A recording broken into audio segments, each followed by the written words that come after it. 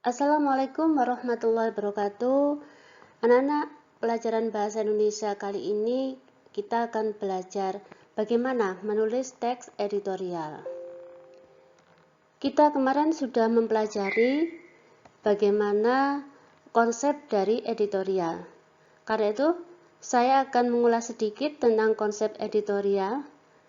Editorial ini merupakan tulisan yang berisi pandangan editor media massa, baik itu media massa tulis maupun elektronik. Biasanya editor koran, majalah. Kalau itu elektronik berarti di internet, televisi. Nah, yang jadi pandangan editor surat kabar tersebut adalah berita. Berita yang sedang ramai atau yang sedang up to date diberitakan pada media massa tersebut. Editorial memiliki ciri umum. Antara lain pertama yaitu editorial ini selalu dipublikasikan di media massa. Biasanya dipublikasikan di koran, di majalah. Atau anak-anak, biasanya kalau kamu membaca koran, kamu akan menemui judul tulisan tajuk rencana. Nah, tajuk rencana ini sebenarnya merupakan bentuk teks editorial. Yang kedua, penulisnya tadi adalah editor surat kabar atau editor media massa yang memuat editorial tersebut. Dan yang ketiga, isi editorial adalah opini redaktur atau pandangan redaktur terhadap berita yang marak atau yang up to date diberitakan di media massa tersebut. Sekarang bagaimana ciri struktur isi? Struktur teks editorial itu meliputi pernyataan umum pendapat atau biasa juga disebut dengan tesis. Nah, isinya apa? Isinya adalah tentang isu umum. Isu itu sebenarnya juga opini. Misalnya, jika saat ini sedang marak isu tentang penyebaran COVID-19, maka biasanya editor surat kabar akan banyak menuliskan editorial yang berkaitan dengan COVID-19, penyebaran COVID-19. Misalnya, bagaimana penderitanya, kemudian mungkin dikaitkan dengan dunia pendidikan di sekolah, dengan bisnis, dan sebagainya. Yang kedua, editorial itu memiliki argumentasi. Argumentasi itu adalah alasan-alasan yang digunakan untuk mendukung tesis tadi. Jadi kalau kita memberikan pandangan, kita memberikan opini umum, tentunya harus diperkuat dengan alasan atau argumen. Nah, argumen tadi bisa berisi opini-opini juga berisi tentang data-data atau fakta-fakta. Jadi wujud argumentasi bisa berupa opini, bisa berupa fakta. Dan yang ketiga, dengan penjelasan argumentasi tadi, dengan mempertegas argumentasi tadi, maka di akhir editorial biasanya penulis akan berikan kesimpulan terhadap uraian-uraiannya tadi. Nah, struktur inilah yang disebut dengan penegasan atau kesimpulan atau rekomendasi. Mengapa disebut penegasan? Biasanya karena memang menegaskan kembali apa yang disampaikan di dalam tesis. Dan mengapa disebut kesimpulan? Karena biasanya di akhir inilah penulis menyimpulkan persoalan-persoalan dan solusinya. Karena memberikan solusi, artinya penulis juga memberikan saran. Nah, saran-saran itulah yang disebut dengan rekomendasi. Karena itu di akhir editorial ini bisa disebut dengan penegasan, kesimpulan, dan rekomendasi. Setelah kita mengetahui struktur isi teks editorial, maka kita juga perlu mengetahui bagaimana ciri bahasa teks editorial. Secara umum, teks editorial itu menggunakan bahasa resmi atau bahasa baku. Bahasa resmi ini adalah bahasa yang mudah atau semua orang bisa memahami bahasa tersebut karena tidak menimbulkan pengertian ganda, tidak ambigu ya. Semua orang yang berasal dari daerah manapun bisa memahami bahasa resmi atau bahasa baku.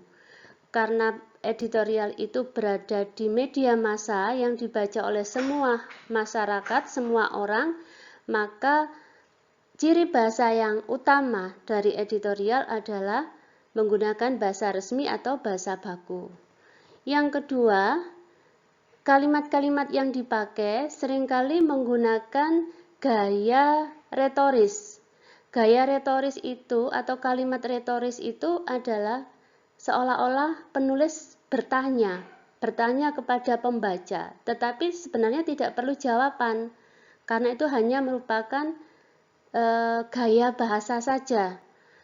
Misalnya, apakah kita harus mempertahankan kondisi ini? Nah, misalnya seperti itu. Nah, pembaca tidak perlu menjawab, tetapi itu hanya merupakan gaya bahasa atau gaya penulis untuk menyampaikan idenya.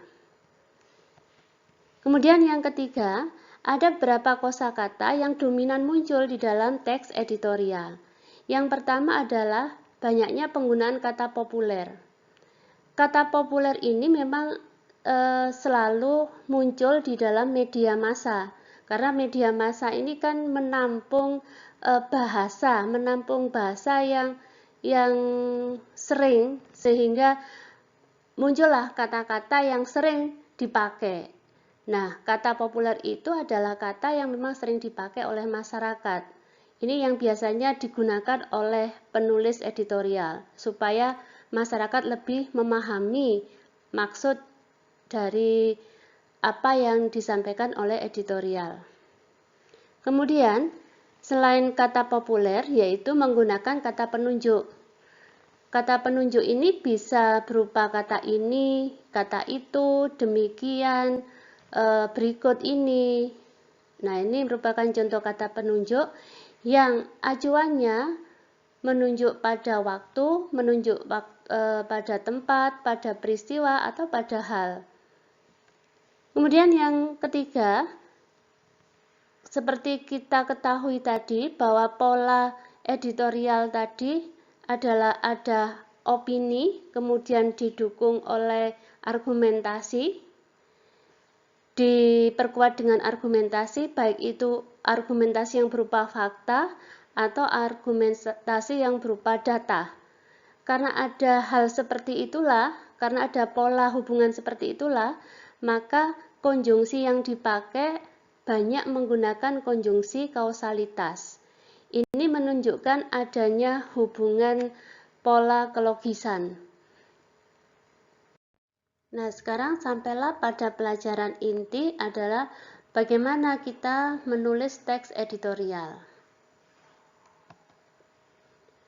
Untuk menulis editorial, yang pertama-tama kita lakukan adalah kita perlu menemukan isu terkini atau perlu menemukan berita-berita mana yang sekarang sedang marak dibahas atau marak diberitakan.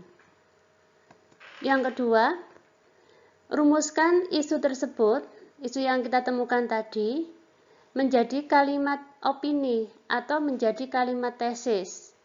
Ini kita sudah mulai menyusun ide pokok yang ada di awal paragraf.